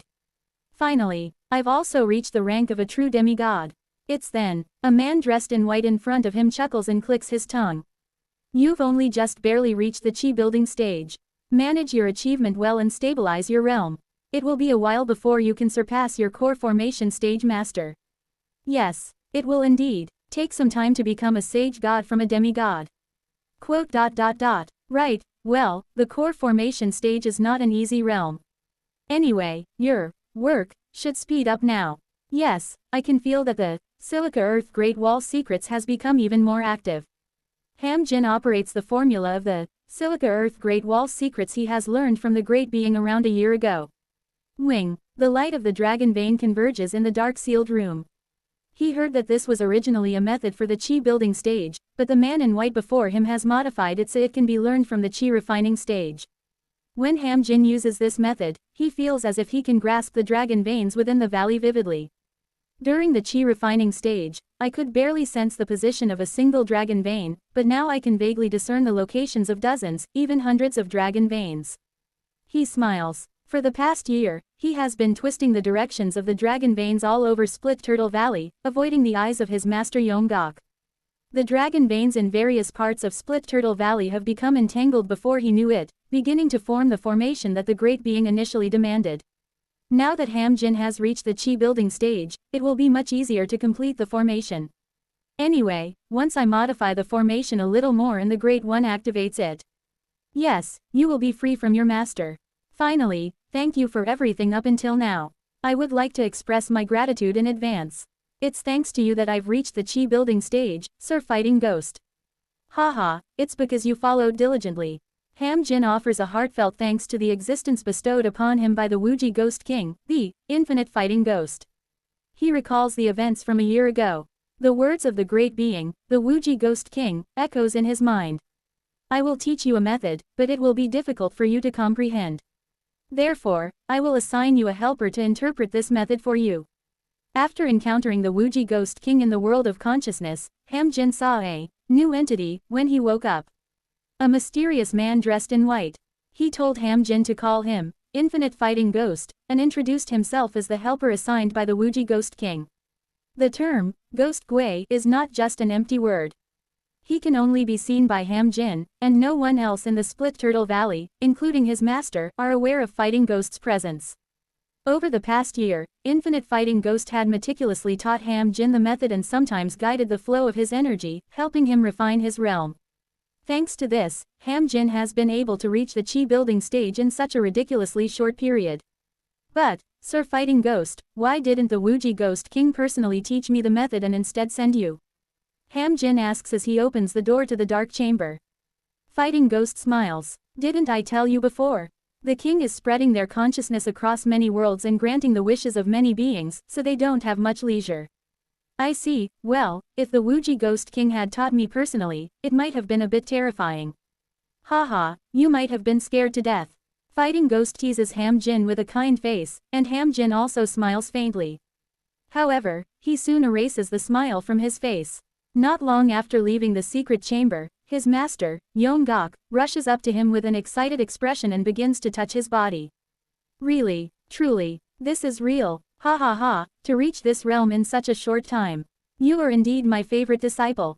Ah, excellent, such a vibrant body overflowing with pure spiritual force. Yongok is so excited that he almost drools as he scrutinizes Hamjin's body. Hamjin glances at Infinite Fighting Ghost beside him. Yongok is entirely unaware of Fighting Ghost, and Fighting Ghost nods at Hamjin while speaking. It's another test. Remain still. Hamjin nods. Since Infinite Fighting Ghost had started hovering around Hamjin, he has always informed Hamjin about Yongok's intentions whenever Yongok tried to do something to him. He pretends to like you, but he is quite wary of you. He is highly suspicious of you reaching the Chi building stage without any Chi building pills in such a short time. Hamjin swallows hard. At that moment, Yongok laughs heartily and pats Hamjin on the shoulder. With my disciple growing so robustly, I have no regrets. Now that it's come to this, I'll pass everything on to you 3 days from now. Quote. Exclamation mark quote. Hamjin's eyes tremble at his words. That means. It means that now that Hamjin's body is sufficiently mature, Yongok plans to seize it.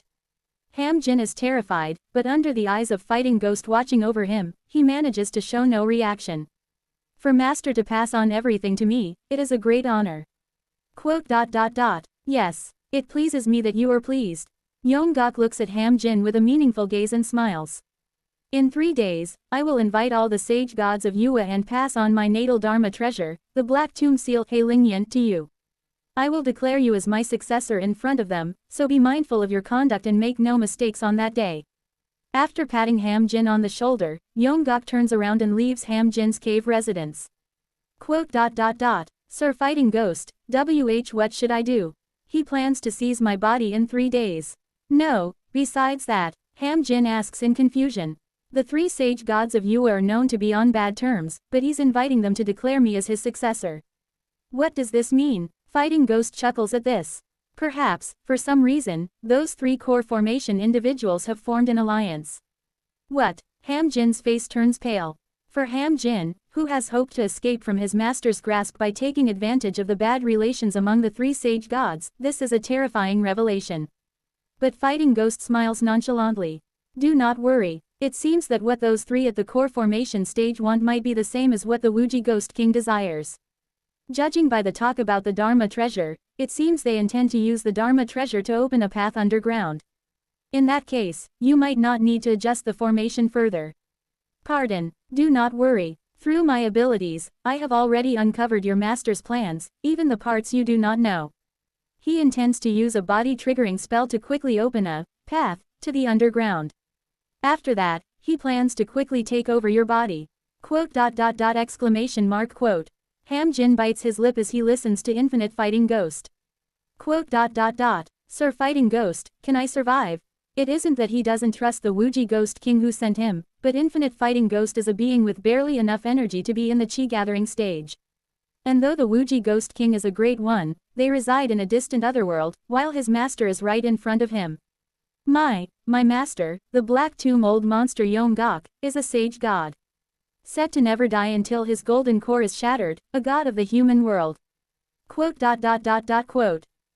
I didn't expect the critical moment to come so quickly. Ham Jin, consumed by anxiety, grinds his teeth.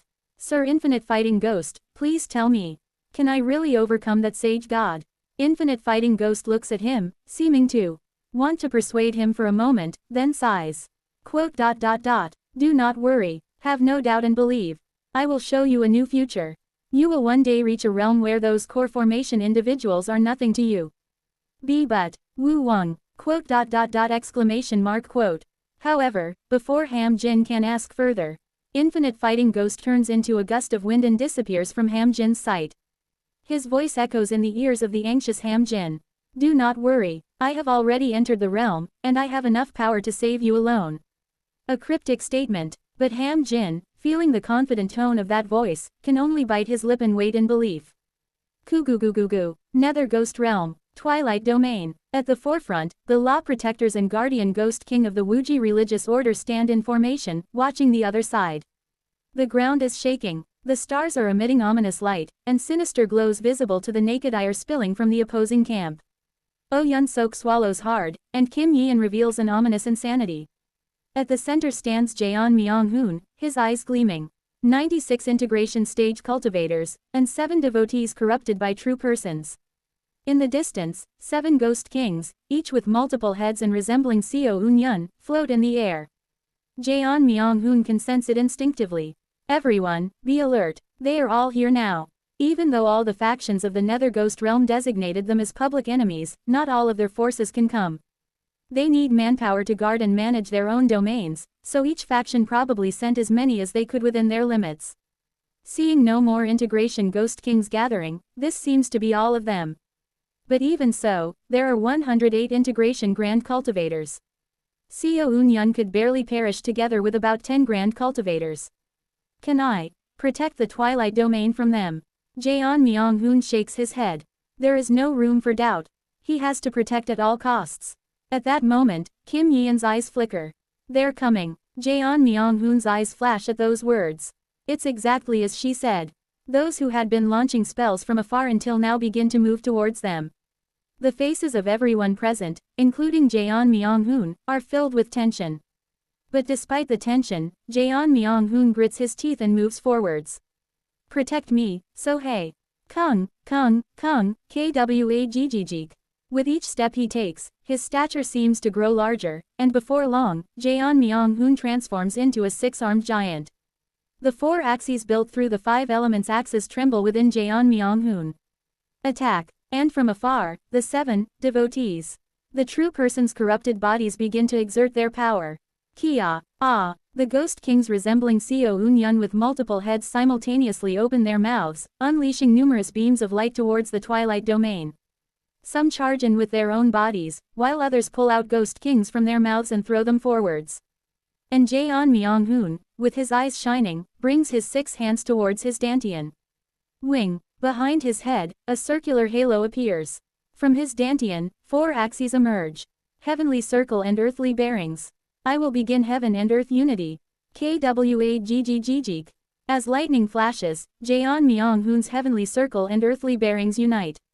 Simultaneously, Kururururung, an enormous heavenly tribulation pours down towards Jaeon Myung-hoon like a waterfall from the sky. The ghost kings of the 4 great factions wear incredulous expressions at the sight.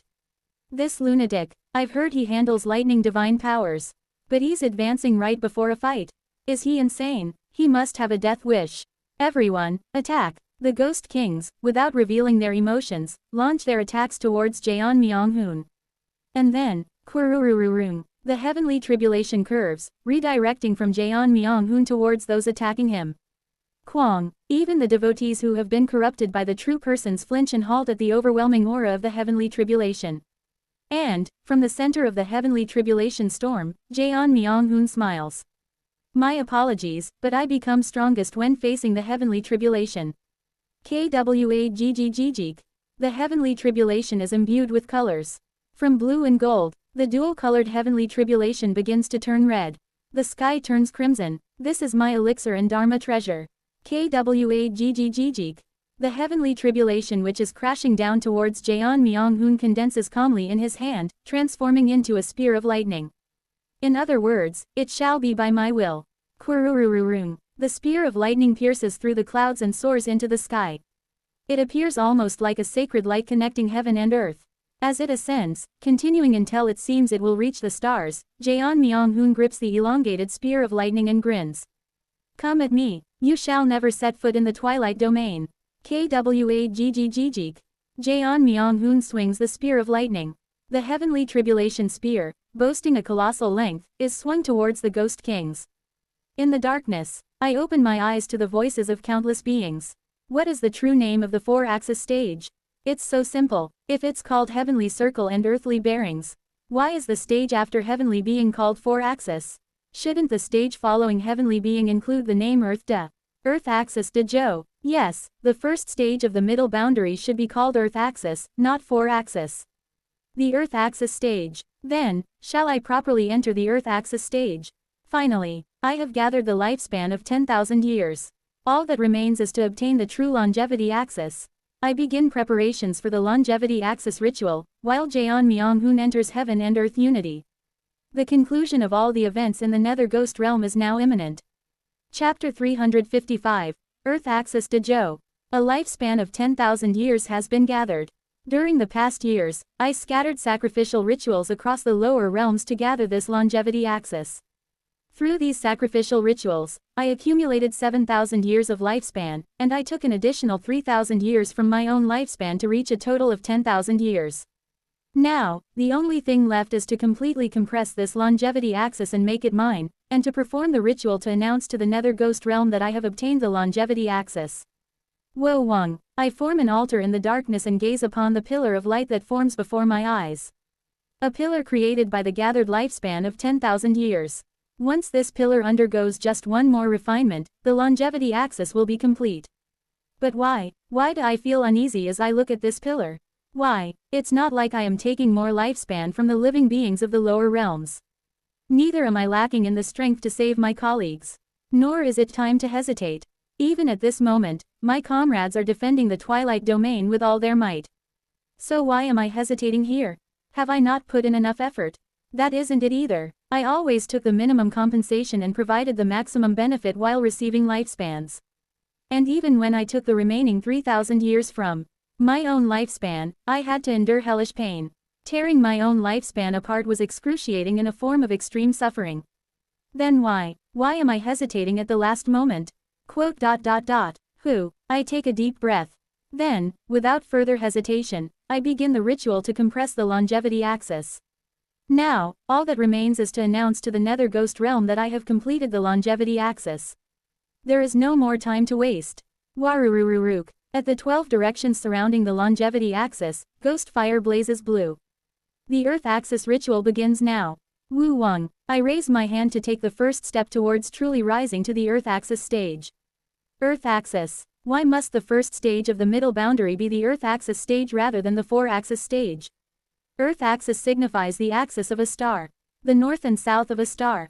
End to end. The center that connects pole G to pole G. That is the Earth axis. So what else would you call this stage which accumulates the attraction force that connects people to people in the world to me if not the Earth axis? No. Did I name it based on such logic? Thinking back, it wasn't that I conceptualized it logically and decided that the four-axis stage was the Earth axis stage. Suddenly, a name was engraved in my mind. It is right to call this realm the Earth axis was a fact so clearly imprinted in my mind that I started calling it the Earth axis stage and only later attached such logic to it. Just what is this? I don't fully understand, but I proceed with the Earth axis ritual anyway. It's similar to the 7 stars ritual. But unlike the 7 stars ritual, there's no need to conduct the ritual toward the heavens, it's enough to perform it in a place where the dragon vein flows smoothly. Using the longevity axis as the center, I need to sequentially infuse the energies symbolizing the 12 hours chi of the nether ghost realm into it. It's then, I suddenly look at the ceiling of the basement. Above, the sky begins to swirl with ominous energy. What? Heavenly rejection? No. This is. Jaeon Myung-hoon became a storm. It's as if thunderclouds are densely gathering around him, scattering countless bolts of lightning rain in all directions. The ghostly creatures with high cultivation scream and retreat, and the devotees, corrupted by the true persons, also recoil in fear from Jaeon Myung-hoon's lightning spear, which is no different from a heavenly tribulation. Chi-ji-ji-jik. Jaeon Myung-hoon dominates the battlefield with his lightning spear. At this moment, he is the king of this place. Kwaggjik. Red lightning swirls. It sweeps in all directions. It storms like a tempest. It pierces like an awl. It burns like fire. Every time Jaeon Myung-hoon moves his 6 arms, the battlefield seems to fry in a sea of red lightning. Kwaggjik. However, Jaeon Myung-hoon's expression gradually worsens. I'm slowly reaching my limit. The red lightning he is emitting from his entire body is in essence a transformed heavenly tribulation. He is using the heavenly tribulation to fight his enemies, and this heavenly tribulation is becoming stronger as it is judged that Jaeon Myung-hoon is receiving external assistance. Since the heavenly tribulation is both an elixir and a dharma treasure for Jaeon Myung-hoon, it doesn't matter if it grows stronger to some extent. However, he can feel it. The heavenly tribulation in his hand is becoming heavier and thicker. And it's becoming so hot that it's increasingly difficult for Jaeon Myung-hoon to handle. I can't keep this up. Eventually, the heavenly tribulation will become so out of control even Jaeon Myung-hoon won't be able to handle it, turning on him instead. Of course, Jaeon Myung-hoon won't be harmed by the heavenly tribulation, but if it grows that strong, absorbing it could cause his dantian to explode. Quirurung. He sounds thunder while breaking into a cold sweat internally. Damn it, hold on a bit longer, Jaeon Myung-hoon. He pushes himself harder, dancing while wielding the heavenly tribulation. But the heavenly tribulation in his hand grows hotter, and Jaeon Myung-hoon finally gives up trying to control it. Kwaggjik. The heavenly tribulation in Jaeon Myung-hoon's hand flashes a brilliant light and slips from his grasp. Then, the heavenly tribulation begins to engulf Jaeon Myung-hoon and enter his body. His lifespan, cultivation, everything begins to surge wildly. Quirurururung. Grua. Jaeon Myung-hoon's body grows even larger. And at that moment, Quirurururung. Jaeon Myung-hoon's body becomes the thundercloud itself. As the giant figure made entirely of thunderclouds roar, the entire vicinity rumbles with a deafening crackle. Quirurururung. Then, something like a translucent barrier forms around Jaeon Myung-hoon and spreads outwards. The barrier expanded rapidly, eventually covering the entire Twilight Domain. The Ghost Kings of the 4 major factions see this and laugh dryly. How insane. How is this possible? Reaching the integration stage in the middle of battle. Jaeon Myung-hoon finally completes the process of heaven and earth unity and enters the integration stage. Come at me, all of you. As I've reached the stage, I will devour you all. Kugugugu. Jaeon Myung-hoon's voice echoes from within his domain, spreading in all directions. Tension rises in the eyes of those watching him. He already possessed formidable strength at the 4-axis stage. How strong will he be now that he's reached integration? As expected of the chief law protector of the devilish cult. But contrary to their concerns, Jaeon Myung-hoon is filled with tension. I've reached the integration stage, but my power is far weaker than when I faced the heavenly tribulation. His strongest moment is when he faces the breakthrough heavenly tribulation. Rather, the moment he succeeds in breakthroughs in cultivation is far weaker than when he is in the process of breaking through. Will bluffing work? Then, it happens. The 96 Ghost Kings who have been attacking Jaeon Myung-hoon and the Twilight Domain retreat. A look of hope crosses Jaeon Myung-hoon's eyes. Did it work? And then, an urgent voice comes from Seo Eun-yun, who is supposed to be in closed-door cultivation. Jaeon Myung-hoon, be careful. They're planning something crazy. What? Then, thud, thud, thud, thud, thud, thud, thud. The 7 devotees who have been attacking with the integration stage Ghost Kings, advance even further towards the Twilight Domain as the Ghost Kings retreat. Sending the corrupted bodies forward means, they're planning to draw on the true person's power. This is madness. Kugugugu. The 7 devotees each shake their many heads and stretch their hands and limbs toward the sky. Then, light descends from the sky, as if connecting the devotees with the true persons. I have to block. Kurring, Kurururung. But before Jaeon Myung-hoon can act, thunderclouds once again gather in the sky, blocking the sight of the true persons. The devotees trying to draw power from the true persons are disconnected from them. Jaeon Myung-hoon sees this and smiles with relief. You're late, you snail-like bastard. Sorry about that. Coo goo goo goo goo. A ghost king with 19 heads flies to the side of the giant thundercloud figure. The thundercloud figure forms a hand seal and points to the sky. As Seo Eun-yun finishes building the longevity axis, the thunderclouds that have been writhing as if ready to drop heavenly tribulation at any moment are unable to do so. I've delayed the heavenly tribulation a bit with my power. It should give us some breathing room. Anyway, Seo Eun-yun, is it done? It's done. Now, we just need to open the side path. Jaeon Myung-hoon sighs lightly. Currently, Seo Eun-yun has built 2 of the 5 blessings axes. And according to Yi and Wei, 3 of the 5 blessings axes are needed to open the shortcut. Of course, with the 2 axes Seo Eun-yun has built, if Jaeon Myung-hoon, who has reached the integration stage, combines his power, it could count as having 3 axes and they could open the side path. But the problem is that if Jaeon Myung-hoon focuses on opening the side path with Seo Eun-yun, there will inevitably be a gap in their defenses. Without you or me, can they hold on without us? At Jaeon Myung-hoon's question, Seo Eun-yun looks back. The followers of the Twilight Domain who have followed him have come out, looking up at Seo Eun-yun, who has completed his closed-door cultivation. Including Jaeon Myung-hoon, the other colleagues, the Guardian Ghost Kings, and Yu Hai who had come as a guest. All his connections are looking at him. Seo Eun-yun smiles. Don't worry, Wu Wang. Attraction force begins to emanate from within him. Jaeon Myung-hoon is startled by the sight. Didn't you say you had only 2 axes? Did you deceive me? I didn't deceive you. I clearly explained last time that if you lowered your realm and converted through the vast cold heavenly circle formula, it would count as accumulating an additional axis. You just didn't listen, did you? Seo Eun-yun clicks his tongue and chuckles, while Jaeon Myung-hoon becomes even more exasperated. Damn it, if you had something that good, you should have forced me to learn it. Who was the one holding Sohei's hand saying, I must reach the next stage quickly, and not listening? Anyway, I can open the side path on my own. With a look that seems to say, trust me, from his 38 eyes, Seo Eun-yun nods at Jaeon Myung-hoon. So, I'll leave the protection of the order to you, Jaeon Myung-hoon. Ha, got it, cult leader. Seo Eun-yun flies towards the direction of the Wuji religious order and begins forming hand seals. Now then, let's open the side path. And then, coo goo goo goo goo. The dark clouds in the sky, temporarily sealed by Jaeon Myung-hoon and holding the heavenly tribulation. That symbol of heavenly tribulation begins to disperse. What? The next moment, Jing, a colossal will begins to descend upon the earth. In the names of the true persons, we decree that all heavenly punishments occurring in the nether ghost realm at this moment be postponed by 1 year. Clouds descending heavenly tribulations, disperse. Jing, the will of the true persons resonate throughout the battlefield. The dark clouds created by Seo Eun-yun upon his breakthrough dissipate effortlessly, and the will of the true persons descend upon the earth once again. Coo goo goo goo goo. Starlight falls from the heavens onto the 7 devotees. Kuu-ah, ga, guu-ah. The devotees all scream in agony.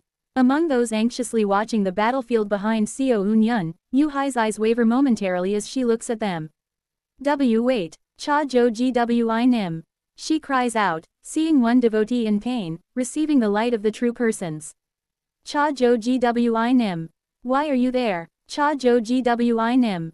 However, the devotee transformed from Cha jo gwi seems unable to hear her words. He merely mutters as he accepts the light from the heavens. I will save, definitely, save. The 96 integration stage ghost kings behind the 7 devotees, each in groups of 12, begin forming hand seals. Wu Wang. The integration stage ghost kings deploy their domain. Their domains, no different from dimensional barriers, buzz and rise as pillars towards the sky. These pillars meet the edge of the light falling on the 7 devotees. Towards the sky, the ghost kings project their attraction force. Finally, a crack appears in the sky. Zook. On the surface, it seems like nothing significant has changed. The dark sky of the nether ghost realm still holds stars, and the stars continue to gaze down upon the earth. The only change is a transparent crack in the sky. However, through that crack, power from above begins to pour down. Exclamation mark. With an incomprehensible cry, the 7 devotees simultaneously point their fingers towards the twilight domain. The next moment, coo goo goo goo goo, an irresistible weight descends upon the entire twilight domain. Kwang, kwagg. The domain unfolded by the Six Extremes Ghost King, Jaeon Myung-hoon, is utterly shattered. Although Jaeon Myung-hoon does not die, he is left prostrated on the ground, unable to even make breathing sounds. Seo Eun-yun, who was trying to open a side path above the Wuji religious order, is also slammed to the ground. Ku. While Seo Eun-yun doesn't end up prostrated like Jaeon Myung-hoon, he too is pinned to the ground, unable to do anything. Moreover, the attraction force is even growing stronger. Clatter, clatter, clatter, clatter, clatter. The cursed dolls, the physical bodies of the Twilight Domain's ghostly creatures, begin to emit white steam as they start to break apart. The true persons are trying to annihilate the Wuji religious order. This is insane. The pressure is enormous. At this rate, not only the Wuji religious order but the entire Twilight Domain will be crushed into dust. Kuguguguguk. Enduring the pressure falling upon me, I try to channel all the attraction force I gathered to open the side path to shield the Twilight Domain from the descending power. This eases the pressure on the followers and Jaeon Myung-hoon significantly, but it increases the area of pressure on me, making it feel like my entire body is about to burst. Don't joke with me. Without the energy to even use mental speech, I shout out loud with my voice. The pressure that seems to intend to crush me here without giving me a chance to open the side path. Previously, there seemed to be two options: drive me out or annihilate me. But in reality, it's clear their primary intent is to annihilate me. Ku, grghrghhhh. However frustrating it is, I have no power to stop this. I can sense it. This colossal, cosmic power is being exerted by the true persons while in a wounded state. And it isn't even their direct power but merely an indirect force channeled through the devotees. They seem to fear seeing the inverted cone from me again if they use their power directly. However, even with that faint, indirect power, we are on the verge of dying. In frustration, I shout toward the heavens. True persons above, what wrong have we done? But no answer comes. Yet somehow, I feel like I understand. Insects. To them, we are no different from insects. They probably didn't feel the need to explain anything to insects. Yes, the reason for their actions is clear. It isn't because they find me disgusting or are angry about me showing them the inverted cone. They simply feel that the being they mistakenly perceive to be behind me is disrespecting and opposing them, and thus, they are venting anger out on what they consider as that existence's pawn, me. Ridiculous. Such an entity does not even exist. How many times have I been mocked and ridiculed in this manner? It's infuriating and unfair, but there's nothing I can do. Merely, I can only be gradually crushed by the force of the true persons. This time as well, am I going to die at the hands of colossal beings? I can tell. Being crushed to death by the will of the true persons is the conclusion of this cycle. There is no other outcome. I see, this is our end. I close my eyes and accept death. If I am to die like this, I begin to deconstruct the longevity axis I have just successfully built. Let me return it. TSTSTSTSTSTST. Over the years, as the Wuji Ghost King, I have lent power to the beings of the lower realms and received lifespan in return. Through those lifespans, I can sense the attraction force that connects me to them. I will return them. Through the attraction force, I tear apart my axis and return them. From the void spirit pond, countless rays of light pour out. The lifespans used in my longevity axis are returning to their original owners. Since I'm going to die anyway, I decide to do what little I can. What isn't mine in the first place should be returned. TSTSTSTST. And at that very moment, I hear a sound as if someone is whispering in my ear. Isn't it a waste? Regardless of everything, it was a fair trade.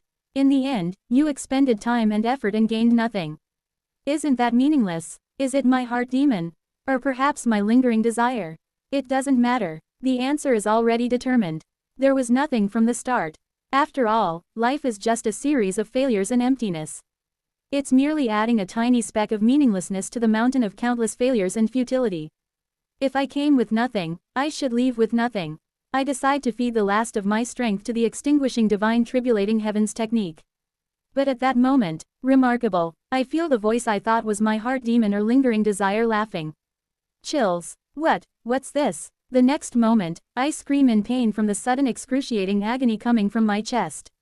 Hua! It hurts. It hurts so much. Kuajik, Kua Jijijijil. Someone is tearing my lifespan apart. As I rose to the 4-axis stage, I received a lifespan of 10,000 years from the heavens.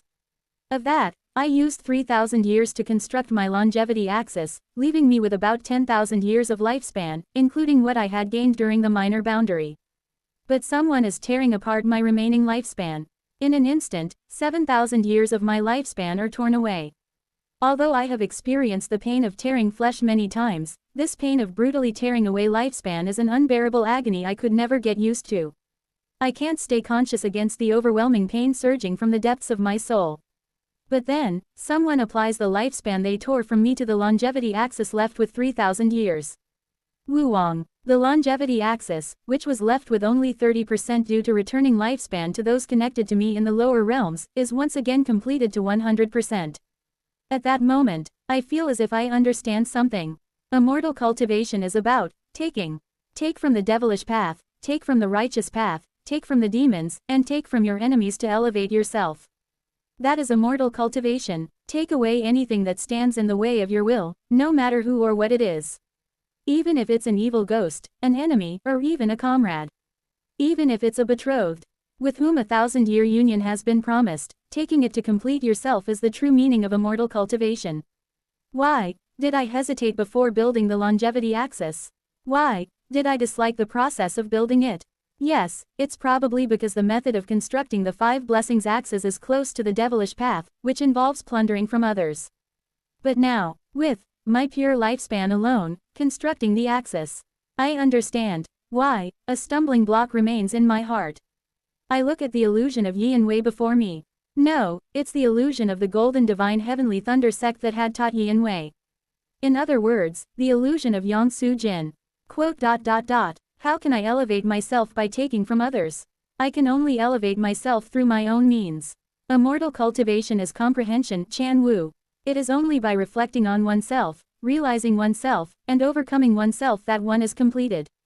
That is immortal cultivation. How can something taken from others become mine? And then, the voice laughs. Yes, it's exactly that. Even as my entire body is being crushed by the true persons, I bow my head to the voice with a deep sense of gratitude. I don't know who you are, but thank you for the profound enlightenment. Do you not know me? What does that mean? I make a puzzled expression to the feeling that the voice somehow knows me. Did you not call upon me? Many times. What does that? But hearing the words of the voice the next moment, my mind goes blank. Immortal cultivation is comprehension. Wu-wong. The words I have just uttered. I thought it was simply my thoughts organized, but I am mistaken. This is the formula, already, within me. Like tiny grains of salt gathering to form the sea. It's the same as when I learned the name of the Earth axis stage earlier. Ah, I see. It isn't something I realized through enlightenment. I have, already, known this through this formula.